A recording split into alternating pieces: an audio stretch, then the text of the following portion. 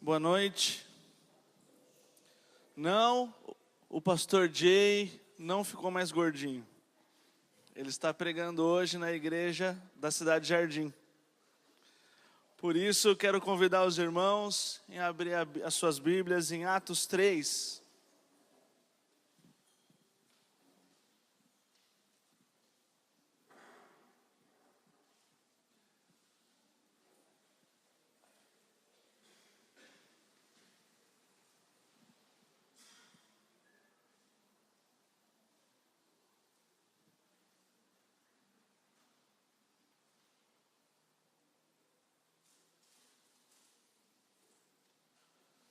Atos 3 diz o seguinte, versículo 1. Certo dia, Pedro e João estavam subindo ao templo na hora da oração, às 3 horas da tarde. Estava sendo levado para a porta do templo, chamado Formosa, um aleijado de nascença, que ali era colocado todos os dias para pedir esmolas aos que entravam no templo. Vendo que Pedro e João iam entrar no pátio do templo, pediu-lhe esmolas. Pedro e João olharam bem para ele, e então Pedro disse: olhe para nós. O homem olhou para eles com atenção, esperando receber deles alguma coisa. Disse Pedro: não tenho prata nem ouro, mas o que eu tenho, isto eu lhe dou. Em nome de Jesus Cristo o Nazareno, ande. Segurando pela mão direita, ajudou-o a levantar-se. Imediatamente os pés e os tornozelos do homem ficaram firmes. E de um salto pôs-se de pé e começou a andar. Depois entrou com eles no pátio do templo, andando e saltando e louvando a Deus. Quando todo o povo o viu andando e louvando a Deus, reconheceu que era ele mesmo, o homem que costumava mendigar, sentado à porta do templo, chamado Formosa. Todos ficaram perplexos e muito admirados com o que tinha acontecido. Apegando-se o mendigo a Pedro e a João, todo o povo ficou maravilhado e correu até eles, ao lugar chamado Pórtico de Salomão. Versículo 12. Vendo isso, Pedro lhe disse: Israelitas, por que isto os surpreende? Por que vocês estão olhando para nós como se tivéssemos feito este homem andar pelas nossas próprias forças, poder ou piedade? O Deus de Abraão, de Isaque e de Jacó, o Deus dos nossos antepassados, glorificou o seu servo Jesus, a quem vocês entregaram para ser morto e negaram perante Pilatos. Embora ele tivesse decidido soltá-lo, vocês negaram publicamente o santo e justo e pediram que lhes fosse libertado um assassino. Vocês mataram o autor da vida, mas Deus o ressuscitou dos mortos e nós somos testemunhas disso. Versículo 16. Pela fé no nome de Jesus, o nome curou este homem que vocês veem e conhecem. A fé que vem por meio dele lhe deu essa saúde perfeita, como todos podem ver. Agora, irmãos, eu sei que vocês agiram por ignorância, bem como os seus líderes, mas foi assim que Deus cumpriu o que tinha predito por todos os profetas, dizendo que o seu Cristo haveria de sofrer. Arrependam-se, pois, e voltem-se para Deus, para que os seus pecados sejam cancelados, para que venham tempos de descanso da parte do Senhor, e Ele mande o Cristo, o qual lhe foi designado Jesus. É necessário que ele permaneça no céu até que chegue o tempo em que Deus restaurará todas as coisas, como falou há muito tempo, por meio dos seus santos profetas. Versículo 22. Pois disse Moisés: o Senhor Deus lhes levantará dentre seus irmãos um profeta como eu. Ouçam-no em tudo o que ele lhes disser. Quem não ouvir esse profeta será eliminado do meio do seu povo. De fato, todos os profetas de Samuel em diante, um por um, falaram e predisseram estes dias. E vocês são herdeiros dos profetas e da aliança que Deus fez com os seus antepassados. Ele disse a Abraão: por meio da sua descendência, todos os povos da terra serão abençoados. Versículo 26. Tendo Deus ressuscitado o seu servo, enviou primeiramente a vocês para abençoá-los, convertendo cada um de vocês das suas maldades. Amém. Atos 3 é uma passagem famosa. Eu costumo dizer que passagem bíblica famosa é aquela passagem que tanto o pessoal que lê a Bíblia como o pessoal que não lê a Bíblia conhece. Quem nunca ouviu a expressão levanta-te e anda, ou não tenho nem ouro nem prata? É uma expressão conhecida, é uma história conhecida. Não é, provavelmente você não está sendo pego de surpresa. Não é a primeira vez que você deve ter ouvido sobre essa história. Há quem diga na história que quando a igreja romana, a igreja católica romana começou a se expandir, Agostinho, bispo da região de Hipona, foi visitar uma das igrejas que tinham sido abertas e queria checar o desenvolvimento daquela igreja. Quando chegou lá, o presbítero daquela igreja, empolgado com a visita do bispo, disse: olha, bispo, como a nossa igreja cresceu, certamente agora a gente não precisa mais dizer que não temos nem ouro nem prata. Aqui Agostinho teria respondido: o meu receio é que também a gente não possa mais dizer levanta-te e anda. É uma história que envolve poder, é uma história que há uma cura. Há um paralítico, um coxo, que todos conheciam, já batia ponto na porta do templo, e se surpreenderam pela cura do coxo. E essa história, ela chama não só atenção pela cura, mas também pela reação do pessoal da igreja, que ficaram: não estou acreditando. Ele não está mais lá na porta, agachado, ajoelhado, está aqui dentro pulando, saltando. Essa reação da igreja, que foi surpreendente, chamou a atenção de Pedro, e me chama a atenção, e eu quero dividir isso com vocês. Porque tanto a cura como a reação diante de uma cura nos chama a atenção até os dias de hoje. É nesse contexto que nos dias de hoje surgem líderes famosos, conhecidos e temidos pelo seu poder. Existem mega igrejas em que a promessa é o seguinte: olha, venha, você vai ser curado. Venha, seus problemas vão acabar.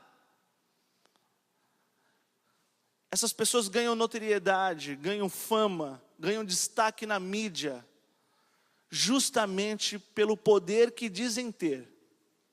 E essa palavra pequenininha, poder, é o que eu quero abordar com vocês. O tema de hoje é uma igreja poderosa. Como podemos relacionar a nossa fé e poder? É feio falar em poder? Como cristãos, como batistas? Como eu devo me portar? O que é poder? Quantos tipos de poder? Há vários tipos de poder. Há o poder financeiro, em que o empresário diz: quanto você vale? Quanto você quer? Tudo tem um preço. Isso também não é novo, a gente já ouviu isso em algum contexto. Há o poder político, em que a pessoa diz o seguinte: olha, aqui quem manda sou eu, é do jeito que eu quero. Há o poder físico, onde você sobrepõe a outra pessoa pela força. Você que dá a última palavra, como eu lá em casa. Sim, senhora. Não, senhora. Há vários tipos de poderes. Será que vamos conseguir falar sobre todos os poderes hoje? Claro que não. A gente vai ter que partir de um ponto em comum. A gente vai ter que combinar aqui um ponto de partida para abordar sobre poder e como a gente pode relacionar isso à fé cristã. E esse ponto de partida está no versículo 13, que ele diz assim: o Deus de Abraão, de Isaque e Jacó, o Deus dos nossos antepassados, glorificou o seu servo Jesus, a quem vocês entregaram para ser morto e negaram perante Pilatos, embora ele tivesse decidido soltá-lo. Poder aqui tem origem e identidade. O poder que nós vamos abordar hoje é aquele poder que a origem está em Deus. E a identidade está na vida de Jesus para nós. Essa vai ser a nossa linha de corte. Esse vai ser o nosso parâmetro. O poder a partir do Cristo. O poder a partir da vida de Jesus. e como isso vem nos afetar. Por isso eu quero chamar a atenção para 3 personagens dessa história. E como esses 3 personagens foram afetados pelo poder. Existem o coxo, que se tornou um ex-coxo. Existem os discípulos, Pedro e João. E existem os israelitas, que é o que enchiam o templo. A Bíblia não fala quantas pessoas tinham aqui, por isso eu vou classificá-los como um personagem só, ok? Um grupo. E como o poder, cada um, do ponto de vista de cada um, entende o poder e como isso também pode afetar a nossa visão. Certa vez eu tive a oportunidade de entrevistar um candidato a vereador de uma cidade. E no final da entrevista eu perguntei, rapaz, mas por que você quer se candidatar? Ele me respondeu, a entrevista já tinha acabado, ele me respondeu, olha Léo, na vida existem 2 lugares, a de vagão e de maquinista. Eu quero ser um maquinista. Mas por quê? Porque eu quero mandar, porque eu quero poder fazer tudo aquilo que eu quero. O poder, ele teve a ousadia de externar algo que não soa bem no ouvido. É politicamente feio ouvir isso. Mas vai saber quantas vezes, e não poucas as vezes, nós pensamos ou agasalhamos esse pensamento. Queria ter poder, condição de mudar a minha situação, ou mudar a situação de quem eu amo, ou de quem eu não amo tanto assim. Por isso, vamos para o primeiro personagem. O primeiro ponto, e é a partir do coxo, eu quero perguntar o que nós entendemos por necessidade. Geralmente, quando nós temos um problema, e a gente se abre com alguém de confiança, alguém que a gente conhece, gosta, nenhum desconhecido, alguém que tem até intimidade, e a gente abre o nosso coração e fala assim, olha rapaz, eu não estou muito bem das pernas, eu estou numa área que está pegando para mim. Geralmente a pessoa pode falar 2 tipos de frase. Ela pode falar assim, eu sei o que você está passando, eu já passei por isso também. Ou ela pode falar, eu não sei o que você está passando. Só você sabe o que você está passando. E dependendo da gravidade do problema que você tem, só você sabe o que você passa. E isso também a gente se acostumou tanto a ouvir, que não há contestação. E eu quero contestar essa frase. Porque há pontos na nossa vida que nem nós sabemos quais são as nossas reais necessidades. E como que eu posso mostrar isso nessa história? Simples. O coxo era um coxo. E ele ia para o templo atrás de dinheiro. Na cabeça dele, ele tinha a necessidade de ir para a igreja para conseguir dinheiro. Pela sua limitação, ele deveria pensar, eu tenho muitos problemas financeiros, o que eu posso conseguir na igreja? Recursos para pagar as minhas contas. Então ele classificava como uma necessidade maior, finanças. E hoje não é muito diferente em alguns lugares. Dependendo de onde você escolher ir, e você se mostrar como alguém que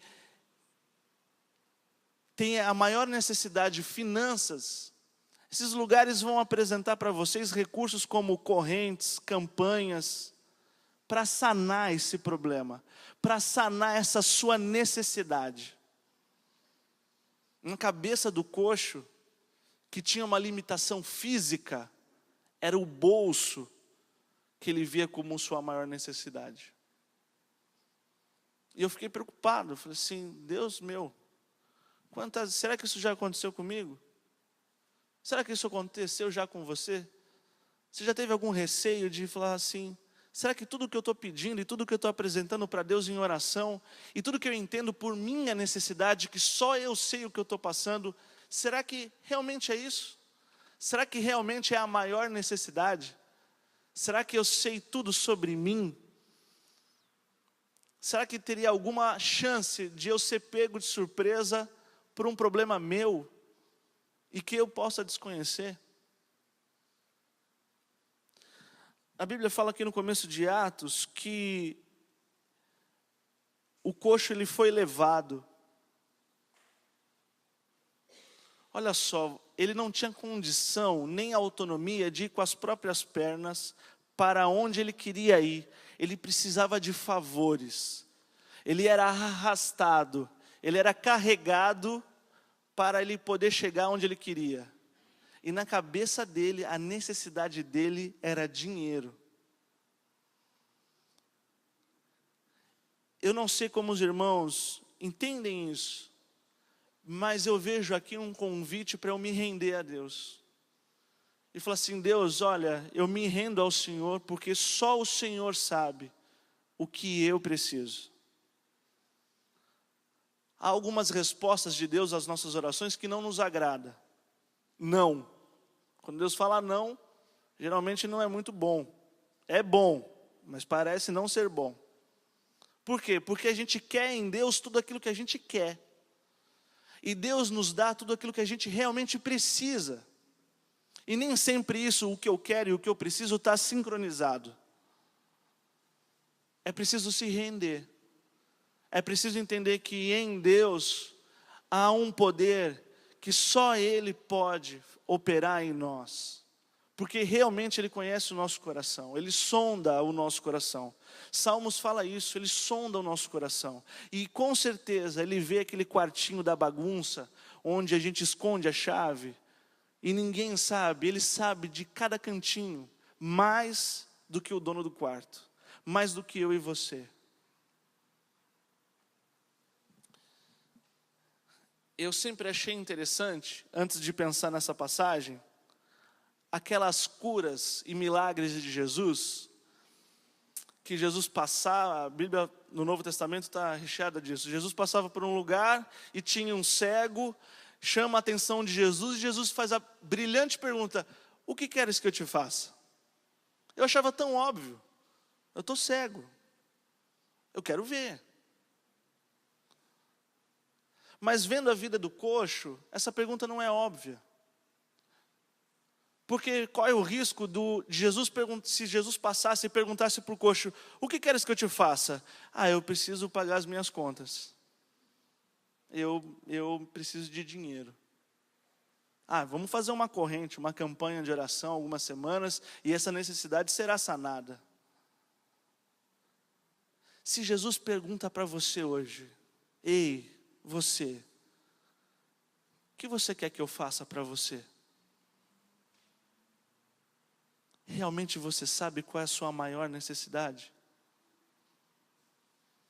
Se você tivesse poder hoje, qual necessidade você apresentaria para sanar? Por isso que há pessoas que lutam e constroem um projeto de vida, um plano de vida ambicioso, querendo conquistar poder. Porque elas entendem que com poder igual sem necessidade. Com poder eu não vou precisar de nada. Como se ela pudesse enxergar, perceber e saber tudo. E não pode. Porque só Deus conhece o nosso coração como ninguém.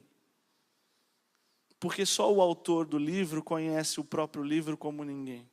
Só o pintor conhece a tela como ninguém. Só o Criador conhece a criação como ninguém.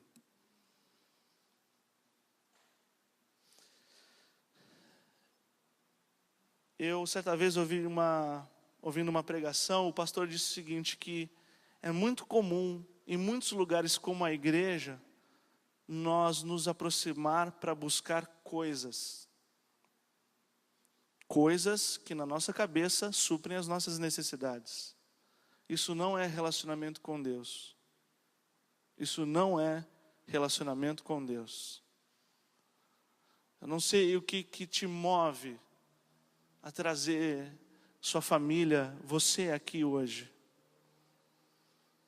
Mas depois que eu estava escrevendo essa mensagem, eu fiquei até com receio. Vai que Jesus me pergunta, o que queres que eu te faça? Hoje eu responderia, eu não sei, mas eu me rendo ao Senhor. Porque só o Senhor tem palavras de vida eterna. E com o Senhor eu sei que eu estou bem. Eu teria receio de apontar um item ou outro. Mas não existe só o coxo. Mas com o coxo eu entendo que em Cristo, poder não é algo que eu conquisto, é algo que eu recebo. O coxo estava lá na porta, como ele fazia toda quarta e domingo.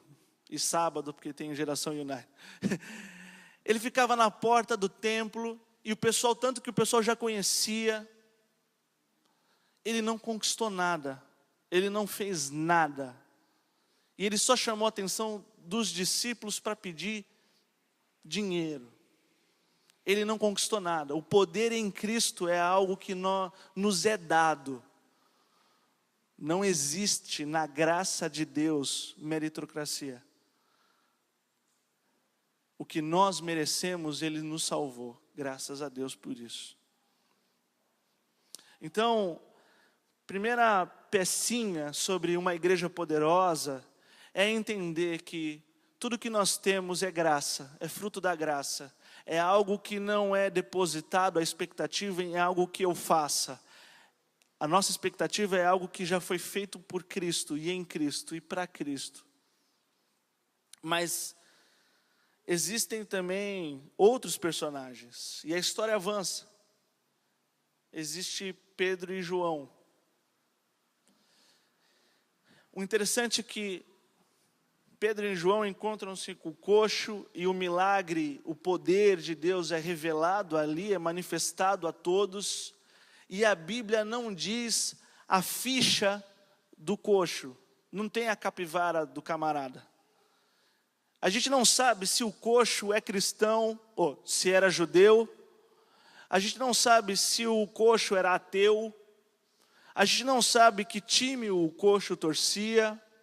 A gente não sabe se o coxo estaria de acordo com a nossa conduta, o que a gente entende por certo. A gente não sabe se o coxo... A gente sabe as intenções do coxo. Quer ir na igreja atrás de dinheiro. Isso não é legal.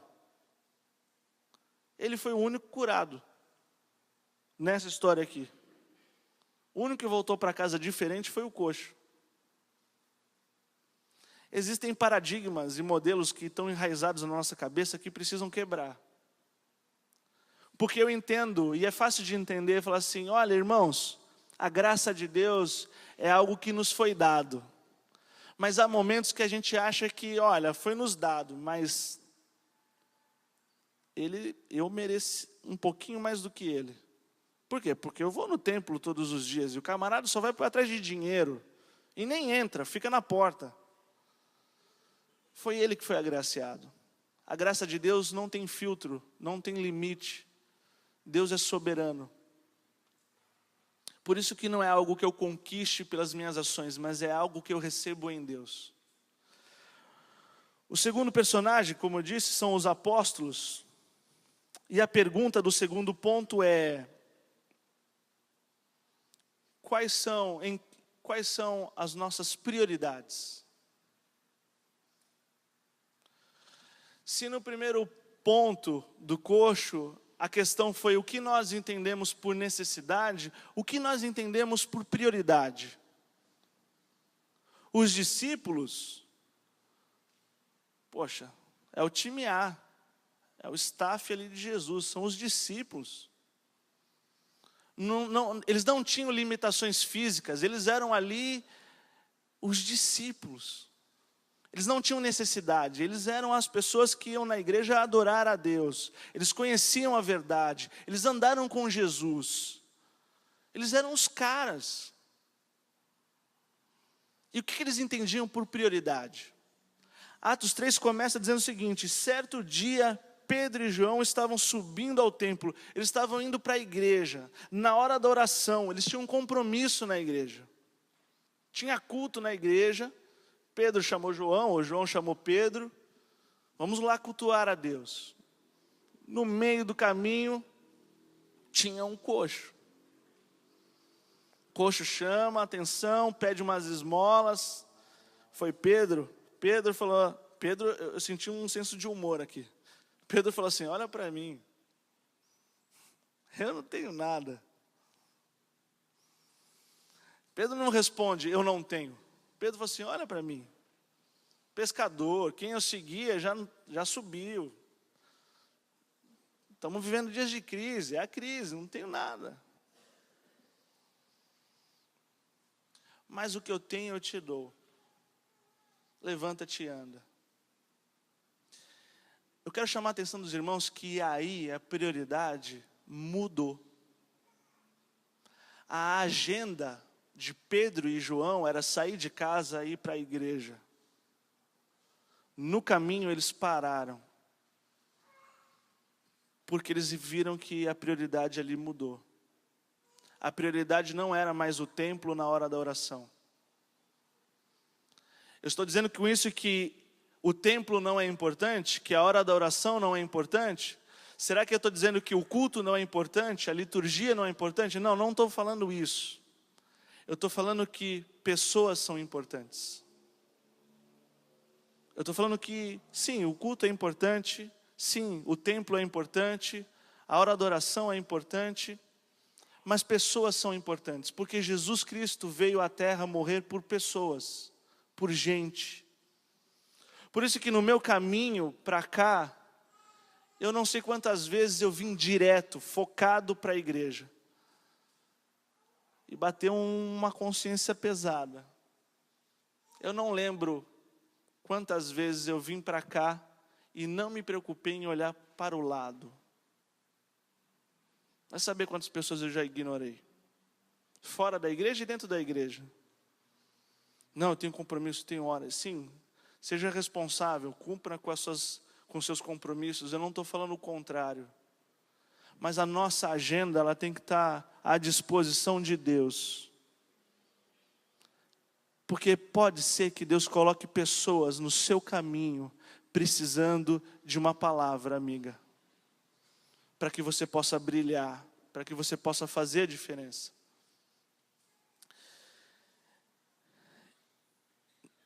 Há um poder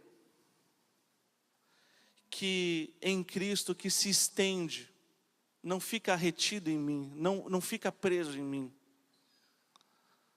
Todas as ações de Cristo na terra foi nunca envolvendo apenas Ele, se estendia a 3, a 12, a multidões, até que sua crucificação atingiu toda a terra em todas as eras.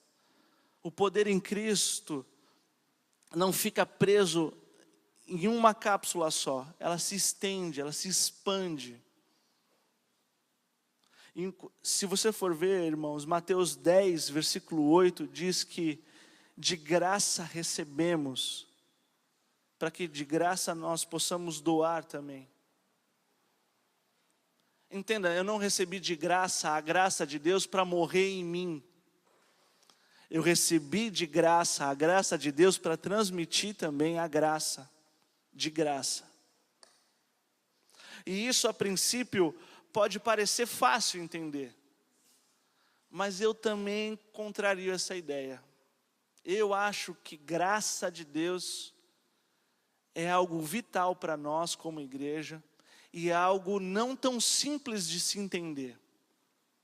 Porque a graça, ela é de graça. E é aí que complica. Porque tudo que é de graça, nós temos a tendência de não atribuir valor. O que você recebe de graça, por exemplo, num supermercado? Amostras. Numa feira, você recebe qualquer tipo de amostra de produto. E o que é uma amostra grátis? É algo que você ganha, você não comprou, você não depositou valor nenhum naquilo, que tem uma porção de um produto bom, melhor e maior, mas com preço. Então, como é só uma porção, é um sachêzinho, a gente rasga, usa aquilo ali e não dá tanta importância, é só uma amostra grátis. Pega mais, pega outro. Porque é de graça. Tudo que é de graça o pessoal não valoriza. Não sei se os irmãos já ouviram isso, eu já ouvi muito. O problema é que Deus não deu amostras grátis. Deus enviou o seu Filho para que todo aquele que nele crê não pereça, mas tenha a vida eterna. De uma vez só e de maneira gratuita, nós fomos salvos de nós mesmos e do inferno, porque o que nós merecemos, nós somos pecadores. Há pontos e pilares do cristianismo que a gente não pode esquecer. Todos pecaram e destituídos são da glória de Deus. Nós precisamos de um Salvador. E se você não compreende isso, observa o mundo. Se você ligar a televisão, em qualquer telejornal, você vai ver que as pessoas têm sede por um Messias. As pessoas levantam uma bandeira, e quando você levanta uma bandeira, o outro fala assim, mas aquele seu líder é isso, isso e isso. E você está falando o quê? Você defende o quê? Defende a outra bandeira. Mas o líder dessa bandeira aí é isso, isso e isso. E aí o ataque não é mais contra a bandeira, é contra a referência do líder daquela bandeira. A pessoa tenta desconstruir o seu Messias para emplacar o meu Messias. As pessoas têm sede de um Salvador porque sabem no fundo que as coisas não estão bem assim. Eu não sou tão bom assim. As pessoas têm sede de servir alguém melhor do que elas mesmas. Porque no fundo sabem que a gente é um tranqueira.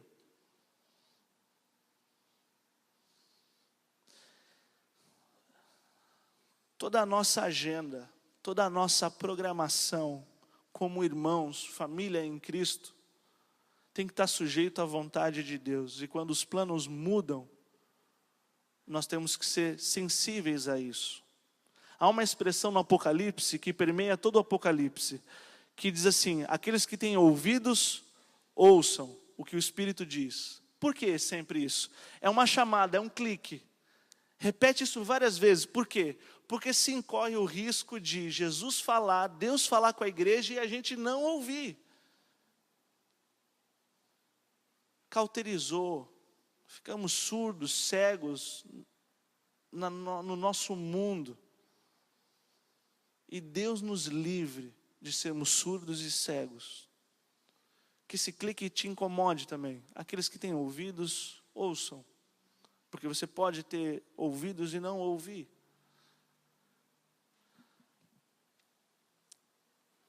Entender que somos pecadores e fomos salvos, esse amor de Deus por nós, nos leva à compaixão ao outro. Por isso que eu acredito que, quando Pedro e João estavam indo para a igreja, porque era a hora do culto, eles iam se atrasar, mas eles perceberam ali que a compaixão, quanto à situação de alguém que todos lá dentro do templo conheciam, fez eles mudarem de planos.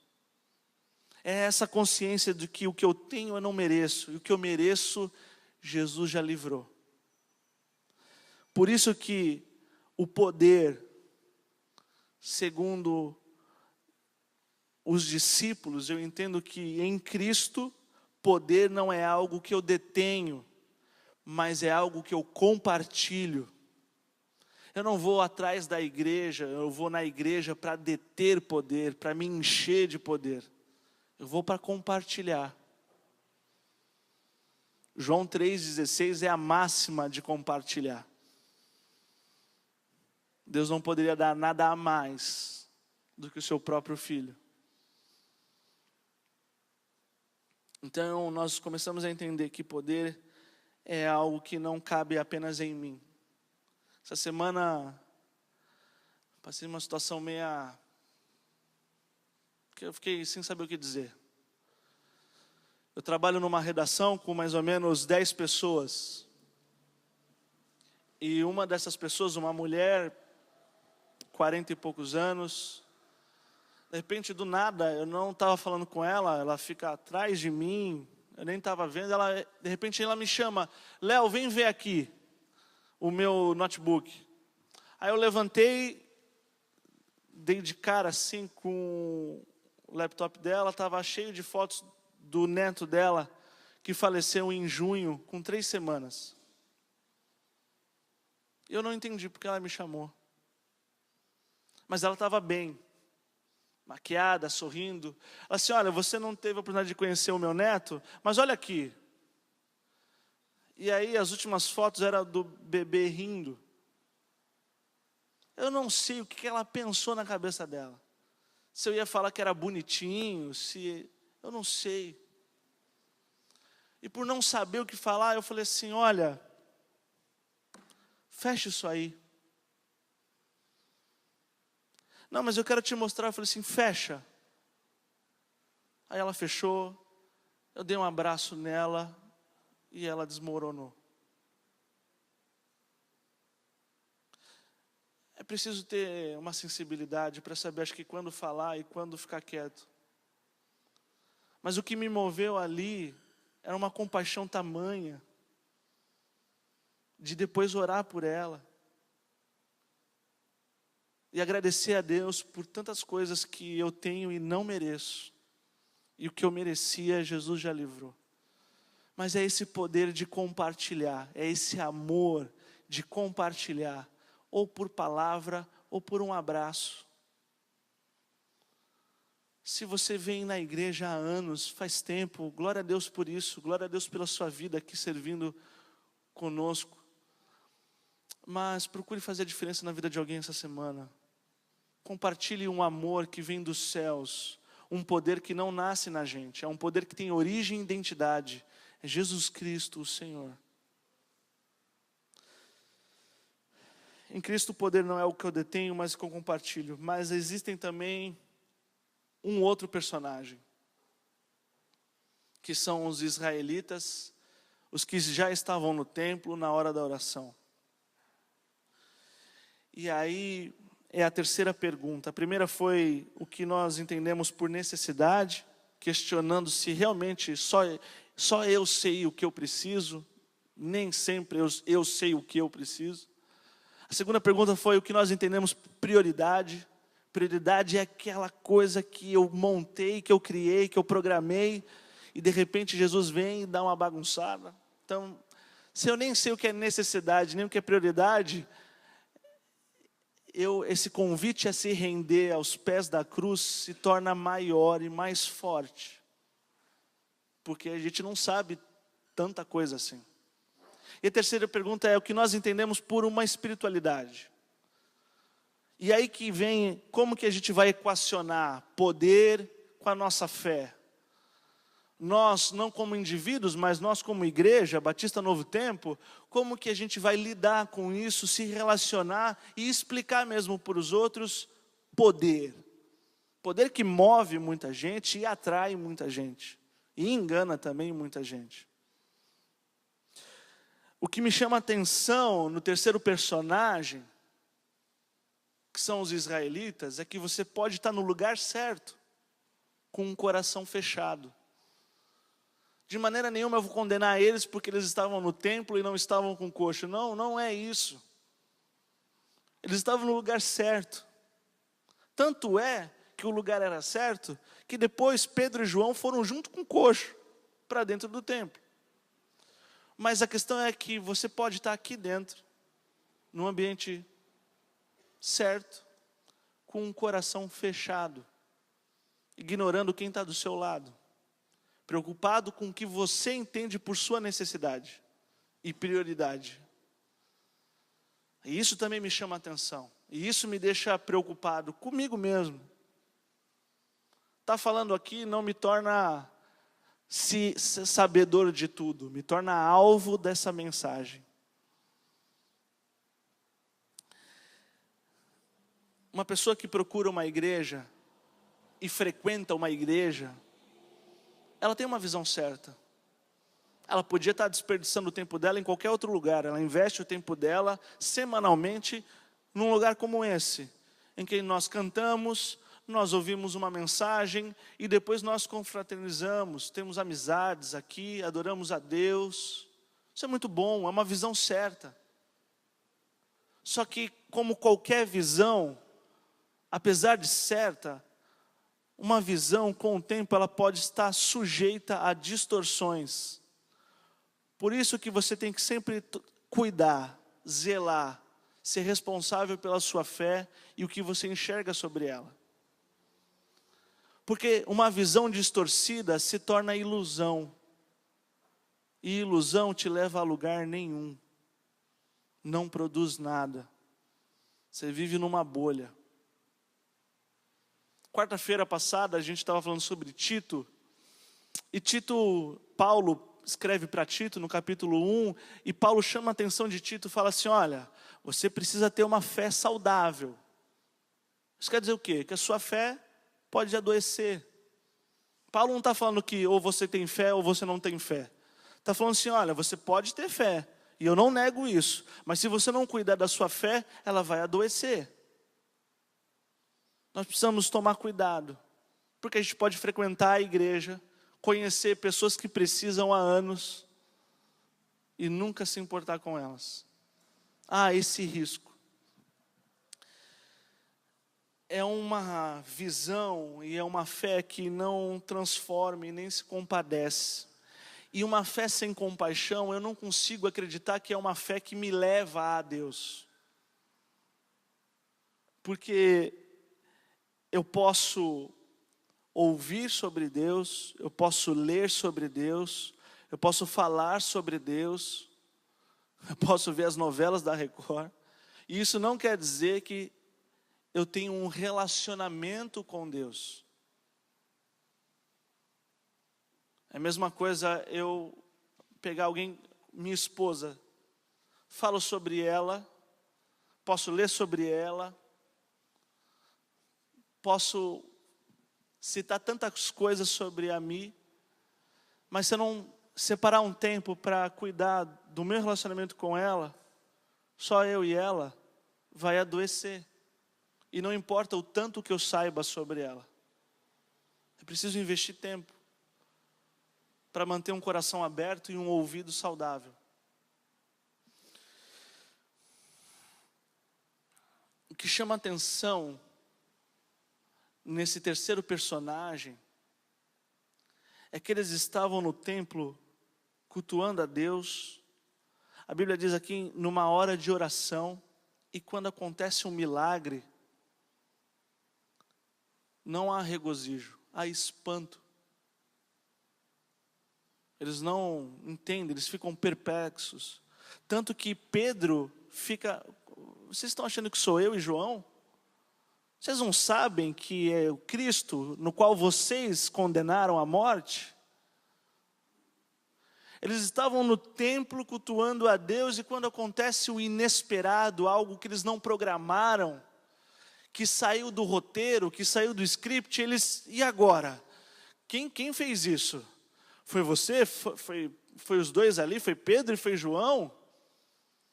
E a reação e o espanto foi tamanho que chamou a atenção dos dois discípulos.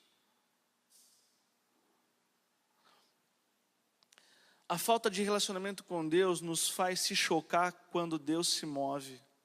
Isso é muito sério. É um risco de a gente buscar a Deus toda semana. E Deus está te olhando. Já pensou? Você está adorando a Deus, buscando a Deus toda semana. Quando Deus se move, você se espanta e sai correndo. Ué, mas você não estava me buscando? Volta aqui.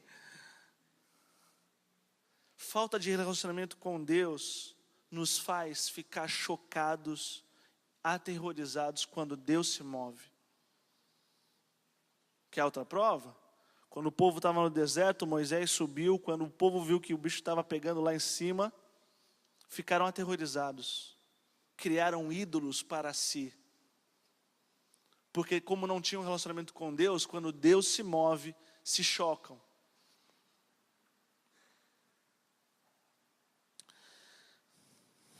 Essa relação de poder, de a gente bater no peito e falar assim: não, a minha igreja é uma igreja poderosa.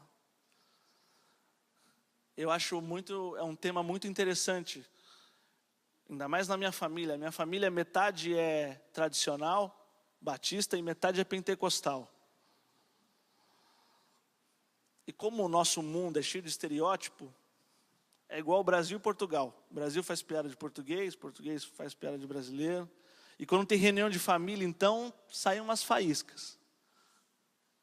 Porque eles falam para mim que eu não busco os sinais e maravilhas. E a minha queixa é que eles não buscam a palavra. E fica aquela coisa nada saudável.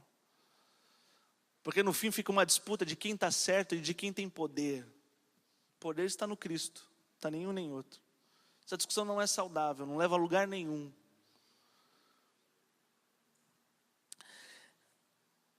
A gente tem que tomar cuidado porque a nossa visão pode estar sujeita a distorções.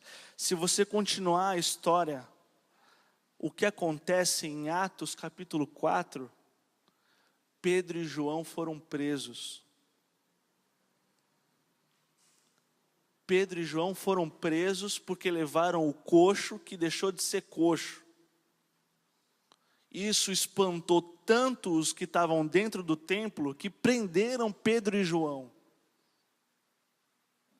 E o que isso nos diz? Essa parte grita para mim dizendo o seguinte: olha, além do risco de a gente se acostumar com a rotina, nós nos encarregamos de fiscalizar para manter o mesmo. É a manutenção da mesmice. Então a gente anda assim, sem dar espaço e liberdade para Deus, porque é assim, a gente coloca tudo numa caixa. Para que você volte daqui a 30 anos e continue a mesma coisa. E se algo sai do roteiro, quem foi? Pedro e João? Cadeia. Depois leiam Atos 4, é quase um absurdo. Eles cultuam um Deus de poder e quando Deus se move, eles prendem aqueles que eles acham que são responsáveis pelo poder. Mas não, o poder não era de Pedro, nem de João, era do Cristo. O próprio Pedro diz isso em Atos 3. Mas é algo que atrapalha o nosso script. É ouvidos que não estão ouvindo muito bem o que o Espírito diz. E se eu não estou ouvindo muito bem, eu vou nesse caminho que eu conheço há anos.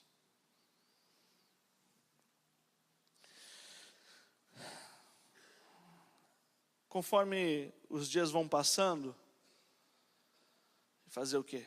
Vou ficando mais velho. Você vai ganhando uma percepção de que o mundo tem muita gente. Há várias tribos urbanas. Há muita gente doida. E para os doidos, o doido é você. Há muita gente maluca. Hoje na IBD a gente tirou um tempo para discutir sobre evangelização nas redes sociais. Rede social então é um outro mundo, com mais gente doida. E eu acho, particularmente, quase impossível a gente entender o perfil de tanta gente. Como eu acho difícil muita gente entender o meu perfil. Nós precisamos buscar um poder para ter compaixão por aqueles que nós não entendemos, não controlamos e às vezes julgamos como não merecedores. Deixamos na porta do templo, se arrastando. O que importa somos nós aqui dentro. Mas isso é às vezes. Se eu entendo que poder é algo que eu não conquistei, que eu recebi porque eu não mereço, se eu entendo que poder não é algo que eu tenho que deter, eu tenho que compartilhar, eu tenho que prestar atenção nas pessoas, entender que elas são importantes e são alvos do amor de Deus, que quer usar a igreja para transmitir essa mensagem de amor.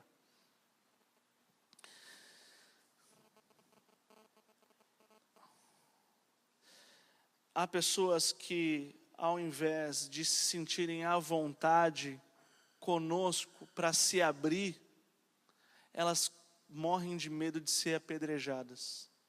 E elas nos afastam. Não sei se vocês já tiveram essa sensação.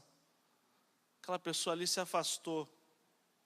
Não quer saber da verdade. Não, ela não se sente confortável. Ela não vê em você um ombro, um espaço para ela poder chorar.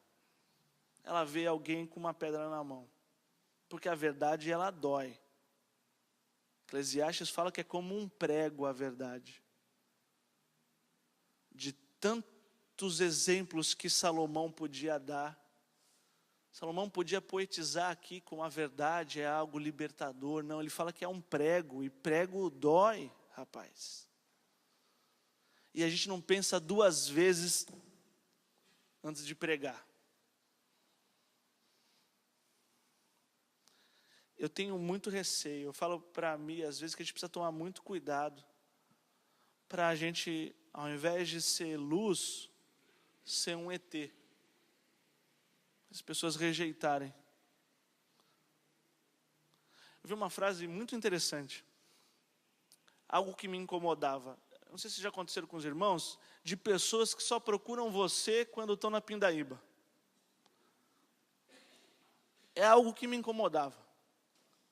Falei, Michele, o cara nem aí para mim, 364 dias do ano. Quando o cara está mal, aí liga, aí vem. Aí quando está lá no bem bom, não lembra dos pobres. E me incomodava isso. E aí eu vi uma frase muito interessante que diz o seguinte, eu não lembro o autor, mas diz o seguinte, que olha irmãos, se há alguém que procura você quando tudo está mal, e só procura você quando tudo só está mal, fique feliz. Você foi o raio de luz que Deus colocou na cabeça dela quando tudo estava em trevas. Isso é igreja. Isso é uma igreja poderosa. O coxo, quando procurava o templo, ele nem fazia ideia do que poderia conseguir na vida dele. Esse poder. Ele queria dinheiro. Mas nós temos que ter consciência que uma igreja poderosa é um raio de luz no mundo em trevas. E aí a gente entende que, respondendo a terceira pergunta, que em Cristo o poder não visa impressionar, mas nos volta para o Cristo. É aquela consciência de que, olha, eu não sei o que é melhor para mim, e aquilo que eu tenho por certo como prioridade, rapaz, eu posso rever os meus conceitos. Eu me rendo ao Senhor, eu me coloco aos seus pés e digo, o que o Senhor quer que eu faça? Eis-me aqui, envia-me a mim. E quando nós como igreja se portar como raios de luz no mundo em trevas, aí a gente começa a entender o conceito de uma igreja poderosa. Queria chamar o grupo de louvor e concluir que nessa história dos três personagens, dos três corações desses personagens, apenas dois tinham corações gratos. Um coração porque foi curado, e o outro coração foi grato porque foi útil. Mas o terceiro coração se encheu de si mesmo e ficou cego, surdo. Como está o seu coração hoje? Eu não sei qual a expectativa que te trouxe até aqui, mas eu queria que você pensasse, como está o seu coração hoje? Ele está grato ao Senhor porque você um dia foi curada. Ele está cheio de gratidão porque você foi útil na vida de alguém. Ou você não sente nada. É um coração sem emoções. Você se lembra do que Deus já te livrou? Quais são as suas histórias com Deus? Como foi a sua história até você encontrar a cruz? Sabe por que eu pergunto isso? Porque nós precisamos trazer à memória aquilo que nos dá esperança. E para encerrar, e para responder ao tema dessa pregação, uma igreja poderosa, eu quero que os irmãos leiam um pouquinho antes de Atos 3.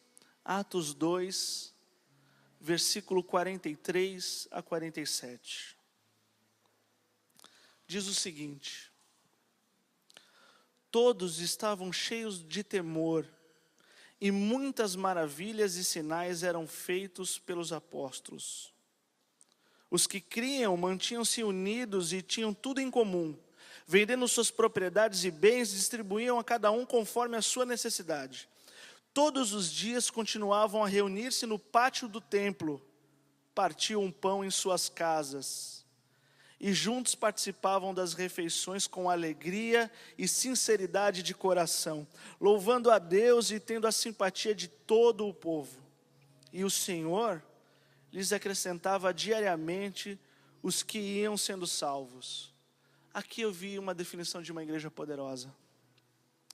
Porque uma igreja poderosa não se resume a milagres, não se resume a sinais e maravilhas. Porque em Atos 3, que eu fiz questão de ler todinho e é extenso, são 26 versículos. Dos 26 versículos, o coxo só ocupa 7 ou 8. Depois ele sai de cena. Mais da metade do capítulo é entre Pedro e a igreja. Porque o milagre não é o centro. A enfermidade não é o centro. A sua necessidade não é o centro. O seu problema aqui não é o centro. Ele pode fazer parte, mas não é o centro. Eu não sou o centro. Cristo é o centro. Quando você vier para o culto, saiba que Cristo é o centro. Então, o que é uma igreja poderosa?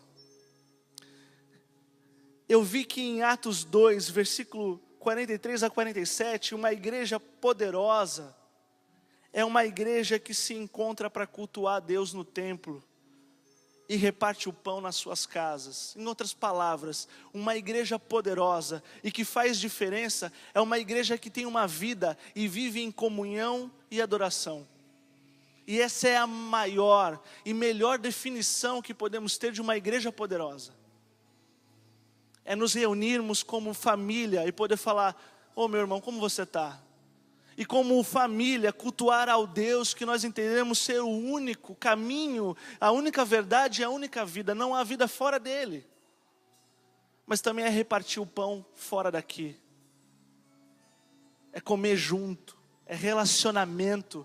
Cristianismo não é programação, é relacionamento. Uma igreja poderosa não vive só de milagres. Uma igreja poderosa é uma igreja que tem comunhão e adoração. E aonde entra poder em comunhão e adoração? É que nós precisamos de poder de Deus para amar a Deus sobre todas as coisas. E amar o nosso irmão como a nós mesmos. Amém? Vamos orar. Senhor Jesus Cristo, nós queremos aqui com corações gratos ao Senhor declarar que o Senhor é o centro dessa igreja. E não há desejo por qualquer mudança disso.